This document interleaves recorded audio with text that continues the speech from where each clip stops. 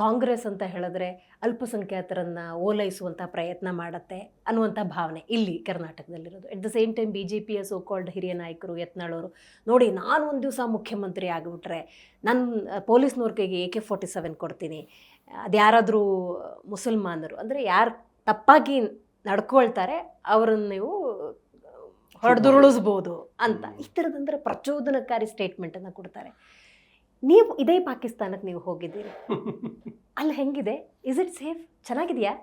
ನಾನು ನೋಡಿದ ಪಾಕಿಸ್ತಾನ ಚೆನ್ನಾಗಿತ್ತು. ನಾನು ನೋಡಿದ್ರು ಪಾಕಿಸ್ತಾನ ತುಂಬಾ ಇದೆ. ಪಾಕಿಸ್ತಾನ ತುಂಬಾ ದೊಡ್ಡ ದೇಶ, ಮತ್ತೆ ತುಂಬಾ ಜನಸಂಖ್ಯೆ ಕೂಡ ಹೆಚ್ಚಾಗಿರುವಂಥ ದೇಶ. ನಾನು ಹೋಗಿದ್ದು ಅಮೃತ್ಸರದ ಮೂಲಕ. ಫಸ್ಟ್ ಕಾಶ್ಮೀರ್ ನೋಡಿದೆ, ಯಾಕಂದ್ರೆ ಕಾಶ್ಮೀರ್ನ ಅರ್ಥ ಮಾಡ್ಕೊಳ್ದೆ ಪಾಕಿಸ್ತಾನ್ಗೆ ಹೋಗಬಾರ್ದು ಅಂತ ಡಿಸೈಡ್ ಮಾಡಿದೆ. ಬಟ್ ಪಾಕಿಸ್ತಾನಕ್ಕೆ ಹೋಗ್ತೀನಾ ಇಲ್ವಾ ಅನ್ನೋದು ಡೌಟ್ ಇತ್ತು, ವೀಸಾ ಅಪ್ರೂವ್ ಆಗುತ್ತಾ ಇಲ್ವಾ ಅಂತ. ನಾವು ಹೋಗಿದ್ದು ಒಂದು ಧಾರ್ಮಿಕ ಟೂರ್ಗೆ. ನಾನು ಪ್ರಾಬಬ್ಲಿ ಇಡೀ ಭಾರತ ದೇಶದಲ್ಲಿ ಮೊಟ್ಟ ಮೊದಲ ಯೂಟ್ಯೂಬರು ಅಥವಾ ಕಾಂಟೆಂಟ್ ಕ್ರಿಯೇಟರ್ ಪಾಕಿಸ್ತಾನಕ್ಕೆ ಹೋಗಿ ಶಿವರಾತ್ರಿಯ ದಿವಸ ಶಿವಲಿಂಗ ಪೂಜೆ ಮಾಡಿ ಬಂದಿದ್ದು ಕಟಾಸ್ ರಾಜಲ್ಲಿ. ಸೂಪರ್. ಅದನ್ನು ಕರ್ನಾಟಕದ ಹೆಮ್ಮೆಯ ರೇಷ್ಮೆ ಪಂಚೆ ಶರ್ಟು ನಮ್ಮ ಕರ್ನಾಟಕದ ಶಾಲ್ ಹಾಕೊಂಡು ಅಲ್ಲಿ ಕಟಾಸ್ ರಾಜ ಅಂತ ಇದೆ, ಅತ್ಯಂತ ಪವಿತ್ರವಾದ ಶಿವಲಿಂಗ, ಕೃಷ್ಣ ಪರಮಾತ್ಮ ಸ್ಥಾಪನೆ ಮಾಡಿದಂತಹ ಶಿವಲಿಂಗ. ಅಲ್ಲಿ ಹೋಗಿ ಪೂಜೆ ಮಾಡಿದ್ದು ಬಹಳ ಒಂದು ಧನ್ಯತೆಯನ್ನು ತಂದುಕೊಟ್ಟಂತಹ ಕ್ಷಣ.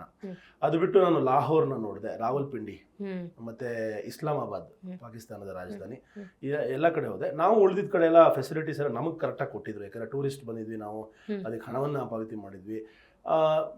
ಅಂದ್ರೆ ನಮ್ದು ಧಾರ್ಮಿಕ ಪ್ರವಾಸ ಆಗಿರೋದ್ರಿಂದ ಎಲ್ಲಾನು ಕರೆಕ್ಟಾಗಿ ಸೆಟ್ ಆಗಿತ್ತು, ಐಟನರಿ ಆಗಿತ್ತು. ನಾವು ಹೆಂಗೆ ಅಂದ್ರೆ ಸೆಕ್ಯೂರಿಟಿಲಿ ಹೋಗ್ಬೇಕು, ಸೆಕ್ಯೂರಿಟಿಲಿ ಬರಬೇಕು ಅನ್ನೋ ಥರ ಇತ್ತು, ಎಲ್ಲಿ ಬೇಕೋ ಅಲ್ಲಿ ಹೋಗಕ್ಕೆ ಆಗ್ತಾ ಇರಲಿಲ್ಲ.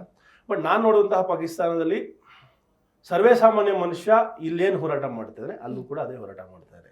ಒಂದು ಮಾರ್ಕೆಟ್ಗೆ ಹೋಗಿದ್ದೆ, ಅಲ್ಲಿ ಬಿರಿಯಾನಿ ಸೆಂಟರ್ಗೆ ಹೋಗಿದ್ದೆ, ಅಲ್ಲಿ ಸಾಮಾನ್ಯ ಮನುಷ್ಯರು, ಒಬ್ಬ ಟ್ಯಾಕ್ಸಿ ಡ್ರೈವರು, ಇದು ಇನ್ಫ್ಯಾಕ್ಟ್ ಹೆಂಗ್ ರಿಯಾಕ್ಟ್ ಮಾಡ್ತಾರೆ, ಒಂದು ಸೋಷಿಯಲ್ ಎಕ್ಸ್ಪೆರಿಮೆಂಟ್ ಅಂತ ಹೇಳ್ತೀವಿ. ಈಗ ಕರ್ನಾಟಕ ಬಾವುಟನ ತಮಿಳ್ನಾಡು ಹಾಕೊಂಡೋದ್ರೆ ಈ ಶಾಲ್ನ ಒಂಥರ ಹೆಂಗ್ ನೋಡ್ತಾರೆ, ಅದೇ ಮಹಾರಾಷ್ಟ್ರ ಹಾಕೊಂಡೋದ್ರೆ ಇನ್ನು ಕಿತ್ತೆ ಹಾಕ್ಬಿಡ್ತಾರೆ, ಜಗಳನೆ ಮಾಡ್ತಾರೆ. ಆದ್ರೆ ಪಾಕಿಸ್ತಾನಕ್ಕೆ ನಾನು ಭಾರತದ ಬಾವುಟವನ್ನ ಎದೆ ಮೇಲೆ ಇದ್ರ ಮೇಲೆ ಹಾಕೊಂಡು ಹೋಗಿದ್ದೆ, ಅವರು ಒಬ್ರು ನನಗೇನು ಕಿರಿಕ್ ಮಾಡ್ಲಿಲ್ಲ. ಓ ಆ ಭಾರತ್ ಸೇ ಹೋ ಸ್ವಾಗತ ಆಪ್ಕ ಅಂದ್ರು. ಕಿರಿಕು ಅವರನ್ನ ಕ್ಷಮೆ ನಾವು ಯಾವತ್ತೂ ಕೊಡಕ್ಕಾಗಲ್ಲ.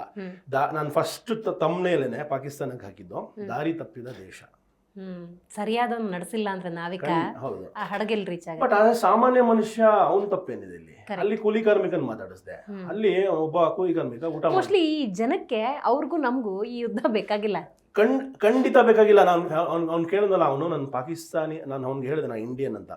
ಊಟ ಮಾಡ್ತಾ ಇದ್ದ, ಕೂಲಿ ಫುಲ್ಲು ಮುಖ ಪೂರ್ತಿ ಅವನಿಗೆ ಮಸಿ ಬೆಳೆದೋಗಿತ್ತು, ಮೈ ಪೂರ್ತಿ ಬೆವರು. ಬೆಳಗ್ಗೆಯಿಂದ ಕೂಲಿ ಮಾಡಿದ್ದಾನೆ 5:30 ಇಷ್ಟು ಬಿರಿಯಾನಿ ತಿಂತಾ ಇದ್ದ. ಅಣ್ಣ ಬಿರಿಯಾನಿ ಚೆನ್ನಾಗಿ ಕಾಣಿಸ್ತಾ ಇದೆ, ನನಗೂ ಕೊಡಿಸ್ತೀವಿ ಅಂದರೆ ಈ ಪ್ಲೇಟ್ದು ಅಂತಾನೆ. ದುಡ್ಡು ನೀನು ಕೊಡ್ಬಾರ್ದು, ನಾನು ಕೊಡ್ತೀನಿ, ನಾನು ದುಡ್ದಿದ್ದೀನಿ ಇವತ್ತು. ಆಮೇಲೆ ಪಕ್ಕದಲ್ಲಿ ಹಾಲು ಇಟ್ಕೊಂಡಿದ್ದಾನೆ, ಚಕ್ಲಿ ಕೋಡ್ಬಳೆ ಇಟ್ಕೊಂಡಿದ್ದಾನೆ, ಒಂದಿಷ್ಟೇನೋ ತಿಂಡಿ ಇಟ್ಕೊಂಡಿದ್ದಾನೆ, ಹೂವು ತೊಗೊಂಡು ಹೋಗ್ತಾ ಇದ್ದಾನೆ ಮನೆಗೆ. ಎಲ್ಲಿಗೆ ಅಂದರೆ ನನ್ನ ಫ್ಯಾಮಿಲಿ ಕಾಯ್ತಾ ಇದ್ದಾರೆ. ಬೆಳಗ್ಗೆ 5:30 ಕೂಲಿ ಮಾಡ್ತಾಯಿದ್ದೀನಿ, 3:30ವರೆಗೂ ಮಾಡಿದ್ದೀನಿ, ಮನೆಗೆ ಹೋಗ್ತೀನಿ, ಹಾಲು ತೊಗೊಂಡು ಹೋಗ್ತೀನಿ. ಇಲ್ಲೂ ಅದೇ ತಾನೇ ಮಾಡೋದು ನಾವು. ನಮ್ಮ ಕೂಲಿ ಕಾರ್ಮಿಕರು, ನಮ್ಮ ಕಾರ್ಮಿಕರು ಅವತ್ತಿನ ದಿವಸಕ್ಕೆ ಎಣ್ಣೆ 5 ರೂಪಾಯಿ ಎಣ್ಣೆ, 7 ರೂಪಾಯಿ ಇದು ದುಡ್ದಿರೋದ್ರಲ್ಲಿ 50 ರೂಪಾಯಲ್ಲಿ ಇಷ್ಟಿಷ್ಟೇ ತಗೊಂಡು ಹೋಗ್ತಾರೆ. ಮನೆಗೆ ತಿಂಗಳು ಪೂರ್ತಿ ರೇಷನ್ ತಗೊಳಕ್ಕೂ ಯೋಗ್ಯತೆ ಅಂದ್ರೆ ದುಡಿಯಕ್ಕೆ ಯೋಗ್ಯತೆ ಇದೆ. ನಮ್ಮಲ್ಲಿ ಫೆಸಿಲಿಟಿ ವ್ಯವಸ್ಥೆ ಇಲ್ಲ, ಒಂದು ಲೇಬರ್ಗೆ ಒಂದು ಕರೆಕ್ಟ್ ಆಗಿ ರೂಲ್ಸ್ ಇಲ್ಲ. ಆ ರೀತಿ ಒಂದು ಹೋರಾಟ ಎಲ್ಲಾ ಕಡೆ ಸಾಮಾನ್ಯ ಮನುಷ್ಯರಿಗಿದೆ. ಅದು ಪಾಕಿಸ್ತಾನ ಆಗ್ಬೋದು, ಇಂಡಿಯಾ ಆಗ್ಬೋದು,